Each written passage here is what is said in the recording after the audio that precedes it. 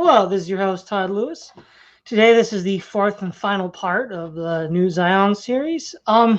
So Tim, why don't you go ahead and open up? So yes, this will be our fourth and final episode. We're going to do it's roughly around the idea of if you can keep it. During the American Revolution, it could be apocryphal. Benjamin Franklin was asked. He created some sort of republic, and if you can keep it was his thing. He said so. I myself think that this society is highly likely and could work. The question is, how long could it last? And so my first question relates to is, how would you deal with the problems of success? There's the old poem that good times create weak men create hard times, and hard times creates hard men. They create good times. And at the core of this society is this really successful, if not hyper successful, mechanism or machine or organism.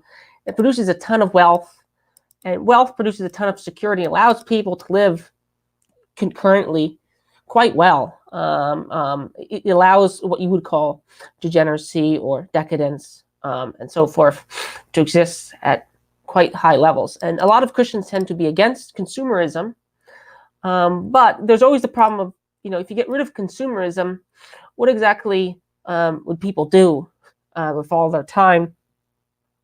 If you got rid of half advertising and all these consumer goods, you'd probably crash the economy. So there seems to be, to a certain extent, an apparent contradiction between anti-consumerism and the Protestant work ethic, which I assume would be very strong in your society. I mean, because you don't want people being idle. So how would you first deal with those problems?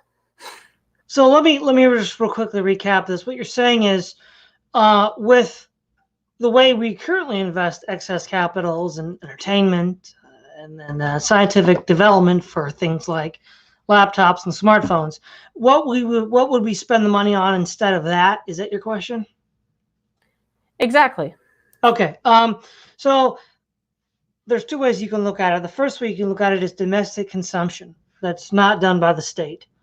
Well, in one area, we can look at the domestic consumption and how we would spend it differently. So we don't see a lot of what is typically called the arts cultivated, music, literature, and things like that.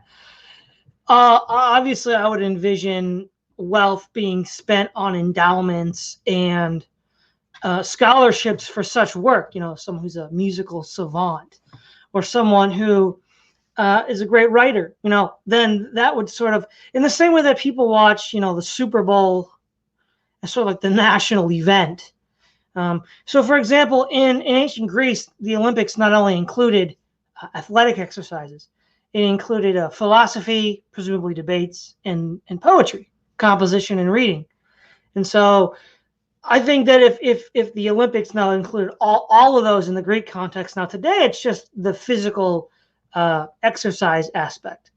So theoretically, you could have something like the Olympics without the physical exercise and just the philosophy and the poetry. And poetry could be more broadly expanded into things like music, literature, not just literal poetry.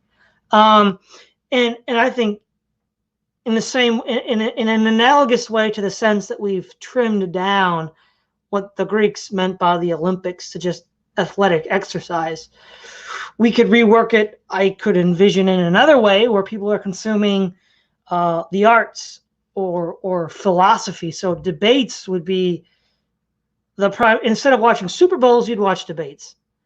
And I think given the nature of the selection process already discussed, those would be the kinds of people that could appreciate those things. Now, that's also not to say that in a non-professional sense, physical activity would be frowned upon. I mean, if you want to play softball in your backyard, that's fine. I mean, that's not really a problem. But we want to have grown men making 6-7 figures doing this. I don't think that's how we'd want to set it up. Furthermore, for internal improvements, either as a result of state or federal funding or the result of corporate work, repairing infrastructure. One of the things people notice increasingly is that state local and federal budgets never seem to have enough money for the things that we need, like policing, like infrastructure maintenance and replacement. I remember like a decade ago, I remember reading that the American Corps of Engineers said that U.S. infrastructure was like a D plus as far as its quality. So that's pretty bad. The last major infrastructure project was Dwight D. Eisenhower with the highway system. So if you think about the maintenance and updating of internal infrastructure, either due to government spending or private corporations or even private individuals, and a sort of culture based around consuming, because it is a form of consumption, uh, literature and music like we would have seen in the 19th century prior to the rise of physical culture. I think that would certainly be a possibility. So, and then lastly, the government would spend money on space program to the extent that it could. I mean, if a city as small as Singapore, a city state, can have its own international airlines and its own publicly traded, money like Nasdaq or the Dow, assuming you were larger than a city state, I think it's more than plausible that they could have some sort of space program. Now, what would be different is that the United States, once we got to the moon, we just kind of quit. In part because it was an arms race against the Soviet Union. Once we knew we'd won, and once we knew the Soviet space program was kind of in the tank, the threat wasn't there. But I think what would happen is there would be a different incentive to explore space. It would be tied to the concept of the Dominion Mandate. So theoretically, there is no end point to space exploration except maybe the physical distances involved.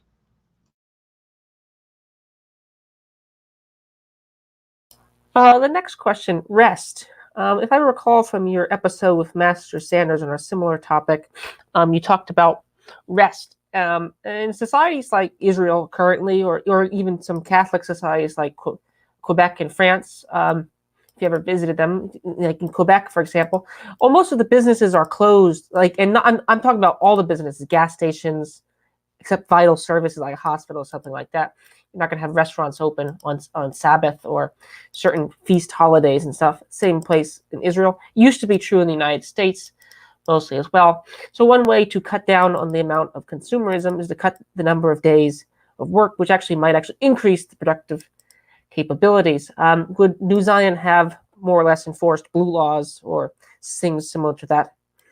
No, definitely. The restoration of blue laws, Sabbath rest, and things like that would be encouraged. Which, of course, even if we just mandated Sabbath rest, that's 52 days out of the year guaranteed you're not working, and that's not including any sort of sanctioned holidays. So, I think some sort of the way I would imagine it is, on the one hand, there's the legally enforced days where you don't work, and that's just the law.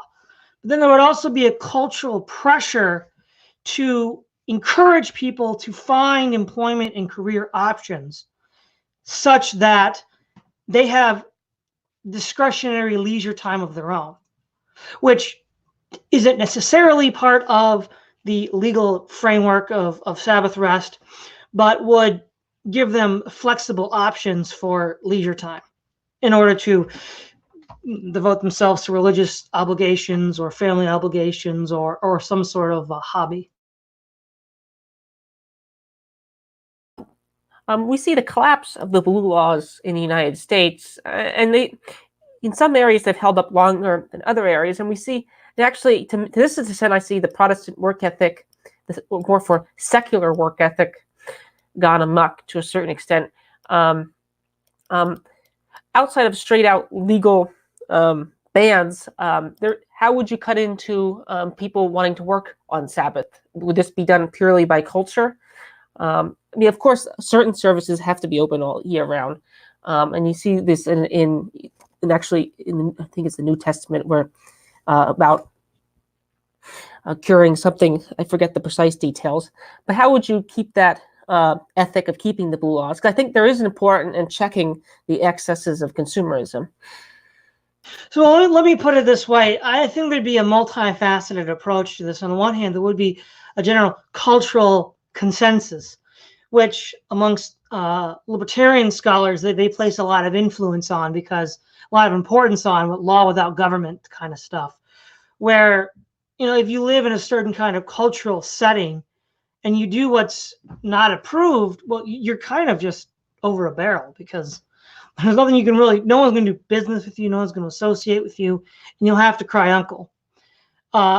Also, I would imagine some form of direct legal pressure, but I would also envision, this is another insight from market theory in libertarianism, the idea of incentives. You don't always see the desired outcome is what design is striving for, not necessarily a predetermined means of getting there.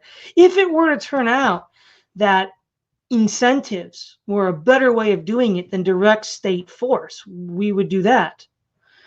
It's not necessarily clear to me at this point which would be the most efficient way to get that desired result.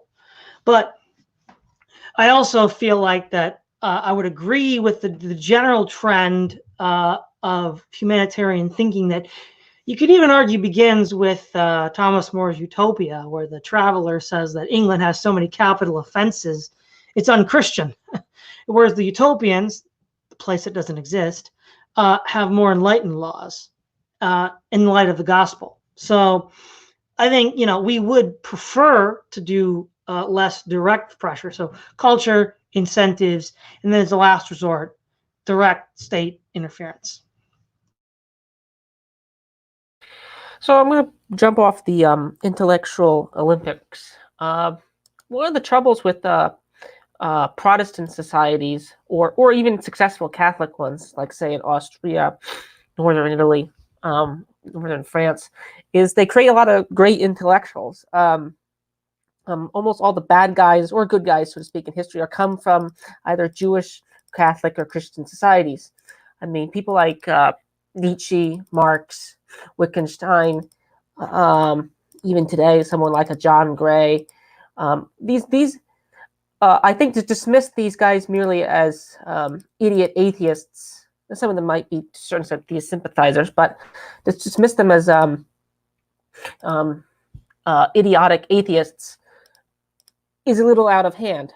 So I do think homegrown intellectual atheism of the kind that we see starting in, Germany. Germany created tons of these societies. And Germany was a very hyper-Protestant society at some point in history. Maybe not as much today. So how would you protect against homegrown atheism other than just good, sound doctrine? So I think there's two strategies. You can just have banishment. That's one strategy. But I do see homegrown internal atheism as a problem. You could say, "Oh, we have sound arguments," but it still comes as a problem. And I don't think you get these giant intellectuals in poor societies. Most of these communist revolutionaries in Russia weren't born in Russia. It's funny; they were all born in like rich Western societies. So, how would you deal with those sorts of problems? Well, again, part of it would just be the way people are raised in society. Now, again, you can't control people think completely, and there will be some bleed off into atheism or other things. So the first thing is, the Amish are known for having a very high retention rate. About 80% of the young people stay. Part of that is due to the fact that they're so distinct from the wider culture. It would be hard for them to reintegrate into a brand new society. That's true. But I think that's hardly sufficient to explain the retention rate, because there are other extreme minorities in the country that have a lot of bleed off. And I think the reason why the bleed off is limited is because of the understanding that they're all in this together. They're not going to let you fall behind.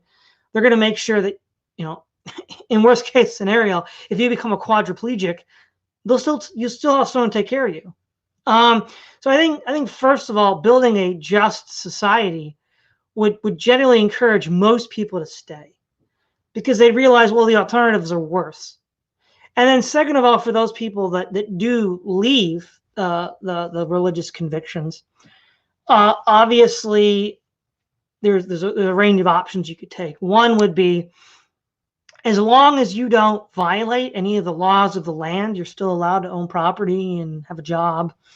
I mean, you might be a little odd, you might be the village atheist, but you're not doing anything illegal. So, you'd be allowed to stick around. But the possibility then comes, well, if they don't share the same moral values as you, what if they start doing degenerate things? Well, then, yeah, then they'll forfeit their property rights and they'll be expelled. Athens used to do that all the time. It usually worked, though sometimes it had backlash, like when Alcibiades flipped to the Spartans and the Persians. That wasn't, but then he eventually came back to Athens anyhow. So, it was a big runaround. But I think that the key thing here is you want to create conditions that people don't want to leave. Ultimately, using force, direct application of force, is a last resort. There was a science fiction author who wrote the Foundation trilogies, Isaac Asimov, and there was a quote that he used to repeat throughout the book: "Force is the last refuge of the incompetent." That may not necessarily be true, but the general gist of what Asimov was getting at is that we should strive for a society where we don't have to use direct application of force. And you see the same idea in Tolkien, where Tolkien says, all of his heroes say, if you give us the ring, we'll use it for good, but then it'll turn us into new Dark Lords. So, you have to get rid of the ring of power, coercing and bullying people into like Boromir tries to coerce Frodo, and it leads to his own death. So I think ideally the first line of defense is creating a just society in which people wouldn't want to leave. And even if they do leave, as long as they're not obviously engaged in criminal behavior, not too much is going to happen to them. And then if they do engage in criminal behavior, then yeah, banishment, imprisonment, or something like that. Oh, what would you think be the ideal retention rate of a society like that? Because would it be the Amish level, something like 90+%? Would it be something like 70%? What would be your ideal retention rate? Would be a win condition for your society?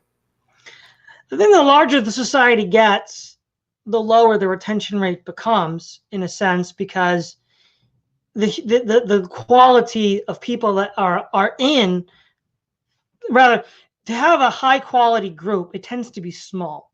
So throughout history, we see, the nation state of Israel, we see the 13 colonies, we see ancient Athens, we see the Roman Republic. It's these small, highly cohesive, motivated groups. But as they progressively get bigger and bigger and bigger, then understandably the quality goes down until eventually there's a tipping point where the people that are not either supportive of the establishment or maybe nominally supportive but not made of the same quality, the same fiber, it eventually breaks.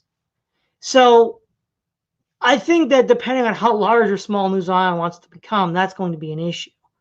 I don't see any reason why 70 to 80% would be unreasonable to strive for. Certainly as it starts out small. Now, once it gets to 20 million, 30, 40, 50 million, it's probably going to be a bit lower.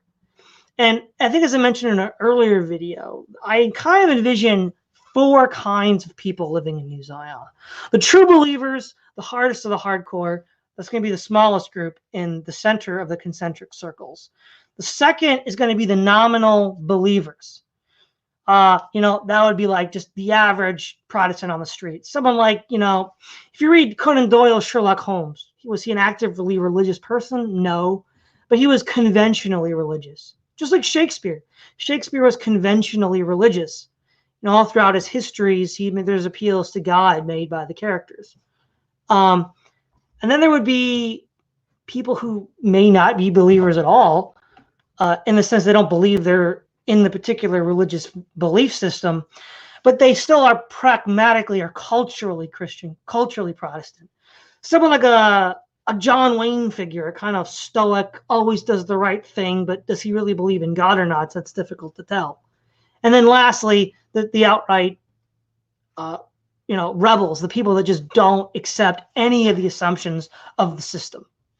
So the first three are probably okay. And the smaller it is, the larger the hardcore group is. The bigger the society gets, you're going to end up with more John Waynes rather than, Roger Williamses. But, it's still doable. It's still workable. I would consider that a relative win. The problem is when it gets so large that it just spills over into the people who just don't believe it all. And that can be controlled for. You could just choose to not expand beyond a certain limit, which has happened throughout history. I assume, and I think my assumption is correct, that you want it to be to a certain extent a low church, maybe a high church, but a low church Protestantism, insofar as, to a large extent, Catholics and Orthodox, Eastern Orthodox, are maybe not outright banned, but are not as tolerated as what you think as your primary tribe in the center. But one of the troubles with this is, and this is more you might put this under the homegrown atheism category if you're being really provocative, is what do you do to deal with people who are Protestants who become Catholic or Eastern Orthodox? I can think of at least three. You got John Newman, you got G.K. Chesterton, and someone like Rod Dreher. I think to a large extent, none of those three fellows would be doing anything that would violate New Zion's laws. I mean, maybe they are in private that we don't know about, but I think they live largely upstanding lives. What would you deal with, Protestants who return to something like Eastern Orthodoxy or Catholicism? Well, again, I do think the problem is analogous to the atheist problem in that, again, as long as they're not breaking any obvious laws, they wouldn't be expelled. But like the atheists, they would lose any rights to citizenship. And I can't imagine there being a large indigenous congregation for them to join in the first place. So they might even leave of their own accord. Because these people weren't selected to be here in the first place anyhow. So, for example, when you look at, say, John Henry Newman in England in the 19th century, there were Anglo-Catholics within the Anglican Church establishment itself, of which he was one. There were Irish Catholics, because at this point there'd already been the active union with Ireland. There were still Catholics in England after the public toleration of 1689. So there were places to go to. There was a milieu to come out of. Today, America is completely fragmented ideologically and religiously. So the question then is, Catholics have dominated the conservative movement since Buckley. So it's no surprise that disaffected people go to Catholicism because they see that overrepresented amongst the intellectual leadership of the right. And they think that therefore it's larger than it really is. I don't see those conditions existing in New Zion, at least not for a very long time, if ever. And so I don't think there'll be as big of a problem, but more or less the same treatment would apply as to your earlier question. So now I'm going to move into the next category, which is militarism, colonialism, and so forth. One thing that's common both, the Dutch, the English, and the Americans, is they started out sort of internally. I wouldn't say parochial, but more internal minded. You get this idea of Little England or Little America. Now, it is true that to a certain extent, at the starting of the American Revolution, that most of the founders had eyes at least on the Ohio Valley. Maybe not the Great Plains, but at least on the Ohio Valley, at minimum. And the British Empire started off fairly small, same with the Dutch Empire, and eventually grew quite large. All three of them. And currently, the United States has a humongous empire. And you can argue whether or not this is successful, whether or not this is beneficial.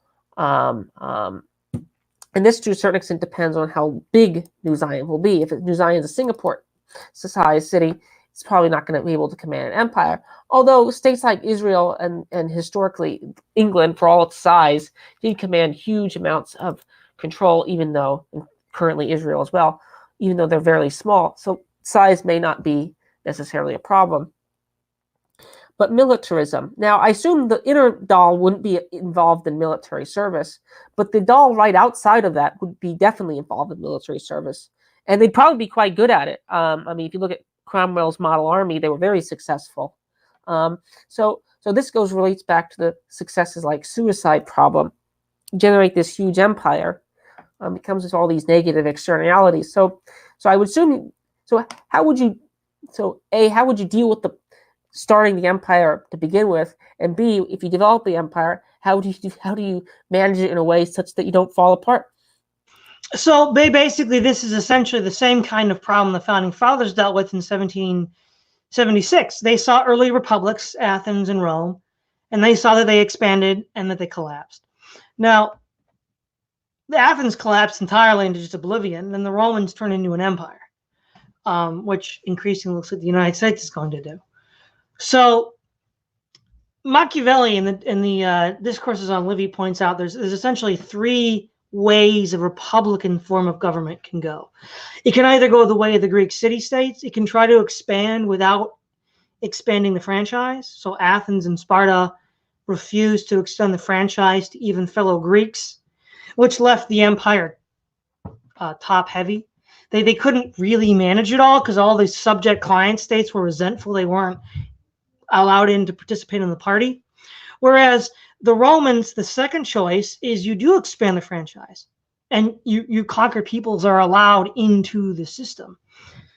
The problem with that is by the time you get to Augustus Caesar, the original Latin stock is almost gone, and partly because it died fighting all these wars for Roman expansion in Gaul and Carthage and Spain and Asia, and all these non-Roman, non-Latins included into it. Now, it was successful up to a point. The benefit the United States had in growing large and quick, fast, was most of North America was sparsely populated. The indigenous population at contact with Columbus was probably not much more than 3 million in what is today the continental United States. By the time the colonials settled down, first showed up in the early 17th century, much of those had already been killed by diseases brought by the Spanish. Some of the early Spanish explorers went into what is today the American South, Florida, Louisiana, and Texas. So we're not talking about a very large population over this area. And so it could be settled with your own kind. But, assuming expansion due to conquest, you then either have to enslave, exterminate, or incorporate conquered peoples. And then the third option that Machiavelli points out is the Swiss option, where you're basically a republic that's stable because it's not really expanding its borders, and it can just sort of, it's not as small as a city-state. Obviously, Switzerland's a bit larger than Athens or Sparta was, but because it doesn't expand, it's stable, and that also tends to be the most long-lived of republics. The Swiss Republic has lasted about 800 years now. So obviously, what we would strive for is something closer to the Swiss model. Complete total isolationism may or may not be a possibility. And then second of all, learning from the mistakes made by prior republics, the American Republic itself, the Roman Republic, the Athenian state, and et cetera. And one way that you can do that is make a national commitment to, if not complete isolationism like Switzerland does today, at least a policy of non-interventionism. So while certainly people like Ron Paul overplayed their hand by ignoring the fact that the United States did get involved in North Africa with the Barbary Pirates War, it did get involved in Korea in the 1870s to open it up to Western trade, and they did get involved in Sumatra in the 1830s and 40s to fight pirates. But again, these are very small scale, limited objective missions. The missions to North Africa were to end piracy by bullying the pirates, as was in Sumatra. And then in Korea, it was to open up trade. Now, that was a failure, and we withdrew. So at the least, some form of non-interventionism would be sort of encouraged. And so what we would have is a strong cultural, educational bias towards non-interventionism. That's not to say, if it was in the national interest, we just sit by in all cases. But Because even if you look at the Federalists, and the Anti-Federalists, they both tended to agree that foreign expansion against European powers was not a good idea. John Quincy Adams says we don't go in search of monsters to destroy because we'll lose our liberties at home. That's exactly what's happened. And so, learning from that, we would incorporate into the narrative that, yeah, this is what happens when you give up on all your, when you give up on your principles for an empire. Now, that still might happen anyhow, but Switzerland has kept this system going for 800 years on and off. So I wouldn't say that it's, in theory, impossible. It is difficult to achieve. I think it has been achieved. The United States could have chosen that route under different conditions, under different circumstances. It had no direct threats, unlike Switzerland, which had many direct threats. So again, it's probable, but not inevitable. But I think there are lessons that could be learned from history and incorporated to pursue a non-interventionist foreign policy. Soft power. One of the big strengths of a society like United Kingdom historically and today, Israel past 50 years, and United States, is its soft power.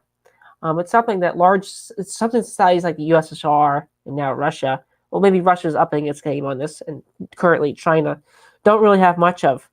Now, the story might be overplayed by Thad Russell, but Thad Russell and many other these sort of left Foucauldian anarchists like to think that rock and roll brought down the Soviet Union. They may or not be true, but I do think to a certain extent it does play a role.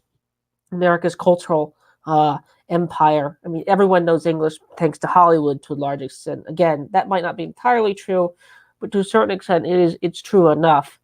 So I would assume New Zion would have a huge cultural influence. Would it, first of all, before we get to it, would it have a cultural influence? And B, can this soft power, again, become corrupting to a certain extent as well? So as to the first question, given historical prototypes to what I'm advocating, I do believe it would have a lot of soft power. So, for example, again, to quote John Quincy Adams, America was the well-wisher of liberty to all nations, but did not, because of that, feel it was obligated to intervene. And he wrote this in response to, in part, the Hungarian revolt in Austria at the time. And so, in the sense that we inspire other people to imitate our system, yeah, I think there would be a battle of ideas. And thus far in history, the modern consumerist U.S. model has demonstrated itself to be more competitive than its competitors. So in Constant Conflict, Ralph Peter's 1990s article says that, yeah, the Islamic terrorists, the communists, all these groups, they can't really compete with the U.S. cultural power projection. And, really what hurt America was its misuse of hard power. If we'd stayed out of the Middle East and not turned everybody against us, I think a lot of the goodwill that people claimed George W. Bush was losing was the result of American soft power. And typically, America seems to be safer when people respect America because of its soft power and what it represents than its use of hard power and what it does. And so I think, so let's look at the United States from, the 90s, it's like the end of the Cold War till the beginning of the War on Terror. Now, there wasn't a lot of direct threats. We felt pretty safe. Now Americans are paranoid about terrorism and, whether domestic or foreign. And furthermore, I do think it would offer a superior way of life to the other groups, and people would want to copy it. And that'd be great. I mean, we might even send advisors to help out. But, unless, I don't know, a socialist revolution is happening on our doorstep, probably wouldn't be too concerned about deploying assets of any kind around the world. Now, also as an extension of soft power, sort of relief and humanitarian efforts, so like after a flood or a hurricane or even a war, rebuilding a nation, obviously that builds goodwill. And we could see something like, a Legion of Merit or something like that, the American Legion, something like that might be a thing on the international stage.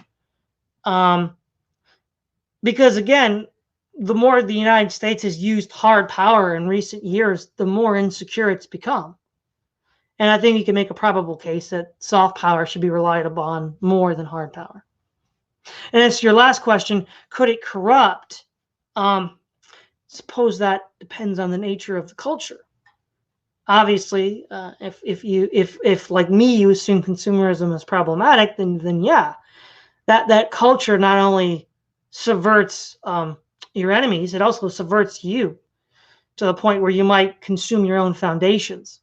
And if the culture changes to such a degree that it does do that, yeah, then that's a problem. So it's theoretically a problem, but I think given the kind of culture that New Zion aims to set out with, it's going to be less of a problem, at least in the short term. Speaking of soft power, oftentimes on the sort of dissident right, religious right, you have the term known as Church Inc. How would you stop a sort of Church Inc. Developing in New Zion? This is not a problem that would happen in most societies, but it has happened here in the United States. We do have what you would call, or some other people would call, Church Inc., which is sort of this sort of virtue signaling elite group of higher ups in ostensibly Protestant churches who may or may not be selling out the whole society. How would you stop that from emerging? Well, I think one of the things that the left gets right is Chomsky was famous for criticizing corporations as private tyrannies and unaccountable power. Now, the central problem of the 18th century was, how do you limit state power? And the founding fathers came up with a recipe to do that. It's breaking apart now, but arguably in the past 300 years, it has been the most successful recipe of limiting state power since devised. In fact, the Swiss Republic, which even paleo-conservatives like Bill Lind are favorable towards, or essentially Jeffersonian and Jacksonian in nature, they copied the Americans, and they were able to be more American than the Americans, essentially. And in that regard, I think that's a correct lesson to learn. Some sort of democratic representation of the serving members in the armed forces, like in Switzerland, keeps the people honest. So I'll give you an anecdotal example as well. In the town that I live, the police department wants to get money to expand its operations. New equipment, new rooms for training, and the budget is tied to, it's voted on every year, and so they have a very different attitude towards people they arrest in town because they want them to eventually vote them the funds. This is contrary to the more out of control cops you see in big cities where they're not directly accountable to anyone.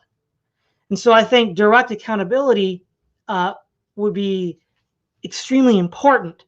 We mentioned how I would envision that in a market system. And I think also when it comes to religious institutions, we would want to replicate that as well. I assume you do agree with the existence of a Church Inc. in the United States. I assume you agree. I just want to make sure. Oh, yeah. I think the way that you deal with that is by making them more accountable to the people that elect them in and out of office. And my last question is, how long do you think, last series of questions, how long do you think it will last? You've talked privately with others about this, somewhere between a few generations, a few years, to a few hundred years. What would be the win condition for this society, and what do you think would finally bring it down? Well, okay, one, we could easily beat the Soviet Union. I don't think we'd collapse in 70 years. I think with the kind of broad foundations that I envision being laid, we would do better than that. In the sense that I would prefer it to exist in 2 centuries might be a bit liberal, but I think it's doable.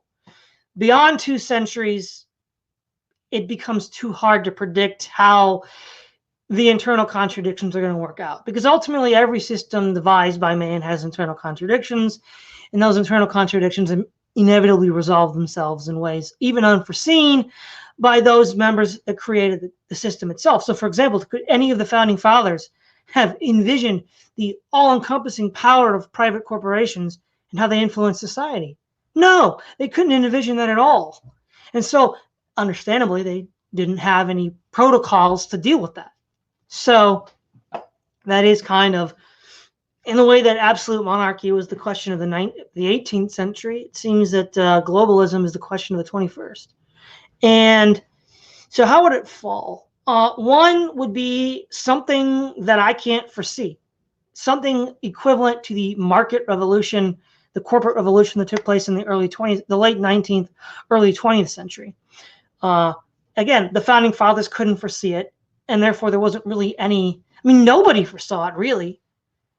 In a lot of ways, Microsoft and Bill Gates has more influence and control over us than, a medieval potentate did. So, something like that, a black swan could just upend the whole thing. And the best defense against the black swan is having accountable institutions. And by having as many institutions as accountable as you can, that's a sort of hedge against black swans, though not a proof. Now, given the source material, obviously a kind of galloping Gertie, Athens exhausted itself in the Peloponnesian War through poor decisions. That could happen. It could be, in worst case scenario, it's crushed in the cradle, just bad luck, had everything going for it, but some large superpower just rolled right over it. That could happen too. Though I think that wouldn't be completely detrimental, because I think we could maintain an in-group preference high enough, like the Jews, to survive as a deracinated body of individuals until we could start over again. Though that would not be the ideal. And then lastly, the traditional forms, a kind of, Puritan imperialism. Cromwell certainly tried to do that. He failed in all those foreign adventures. He was successful at home, but not so successful abroad. That's one way it could go down. I think the ways that it's gone down in the United States won't be the ways that it's repeated. So, for example, the United States sought to avoid the problems that beset the Roman Republic. Like, generals are elected, they raise an army, they march on Rome. Well, the United States didn't fall because a general marched on Washington, D.C. We solved that problem, but we didn't solve the other set of problems that are now destroying the country. So I would not expect New Zion to collapse the same way the United States has, because we would have learned from the past, set up principles that would hedge against it, in the same way that the founding fathers hedged against a military dictatorship, or hedged against the crazy democratic decisions of ancient Athens that led to the Sicilian expedition. We didn't fall that way. It's not yet. And the decline is the result of other factors. So that's sort of how I would answer that. To circle back to our earlier conversation from over a year ago, someone on the side asked about Nietzsche, brought up Nietzsche's having a tendency toward weakness.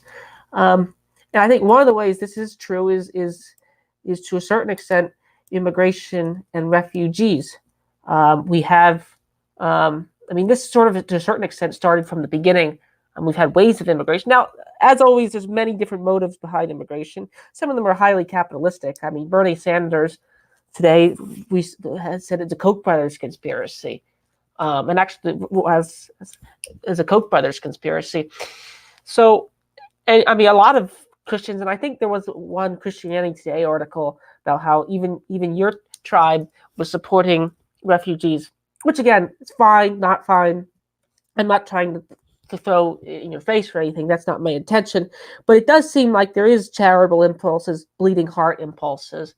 And Nietzsche would say sort of bleeding heart liberalism is clearly a Christian legacy. So I do think that this is a criticism. Now, this may or may not be true of other side. And there's absurdities of going full Nietzsche as well, going full, going full pagan, going full Roman. But I do see this as a problem. And do you see this as a valid claim? I mean, no, we talked about this before. I'll leave it back to you. Okay, so basically, whether I agree or disagree with the historical connection to liberalism, does Christian charity, even in, shall we say, the outer doll, lead to hypothetically this kind of attitude? It could, though. I think the idea, if these refugees are not compatible ideologically, there would be a strong disincentive to bring them in, because the goal would be to preserve this cultural identity. The problem, one could argue, well, isn't that what happened in the United States? Well, yes and no, because by 1776, I mean, was Plymouth founded as a covenant between the Puritans and, as they understood it, God? Yeah, that's how they understood it. By 1776, the United States was supposed to be a kind of secular, rational republic. Not secular in the sense that religion had no place, but that there was no, the state was not going to enforce a kind of religious culture. And that kind of left it open to shifting and moving. I don't think that's the kind of system you'd want to set up. I think it would be more clearly delineated, more like the modern nation state of Israel, or like the Mormon state of Utah. The distinctions are more clearly stated, therefore making it less likely, though I guess, again, no means impossible, that this could happen. And furthermore, a lot of the refugee crises in Europe and the United States are due to destabilization efforts of the U.S. policy, whether it's through assassination and terror in Latin America or interventions in the Middle East. Now, since that's the kind of foreign policy we would generally eschew, I don't think it'd be as likely that would be a problem in the first place. I totally agree with the idea. This is the whole blowback theory. That's totally agreed.